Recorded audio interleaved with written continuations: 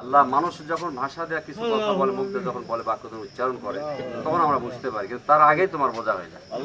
আল্লাহ মেহেরবানি করে এই দেশটাকে সুসংহত করার জন্য, এই দেশটাতে শান্তি নিরাপত্তা মানুষ বসবাস করবার জন্য যে প্রসেস পদ্ধতির মাধ্যমে ভাইরা আমার পথযাত্রা শুরু করেছেন, ওনাদের পথযাত্রাকে দয়া করে কবুল আর মঞ্জুর করে নেন। এবং ভাইয়ের দ্বারা এলাকায় যে কাজ হবে এ কথায় আমরা 100-র ভিতরে 100 বিশ্বাস করি এবং পূর্ব থেকে আমরা জানি এই বিষয়ের উপর আমরা একমত।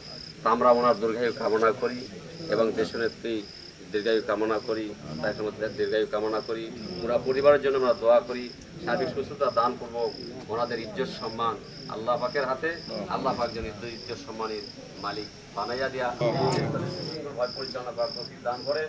এই আশাবাদ রেখে আমি দোয়ায় শেষ কথা বলছি, আখিরু দাওয়ানা আলহামদুলিল্লাহি রাব্বিল আলামিন, সুবহানা রাব্বিকা রাব্বিল ইজ্জাতি আম্মা ইয়াসিফুন, সালামুন আলাল মুরসালিন, আলহামদুলিল্লাহি রাব্বিল আলামিন। আসসালামু আলাইকুম। সভা সমাপ্তি।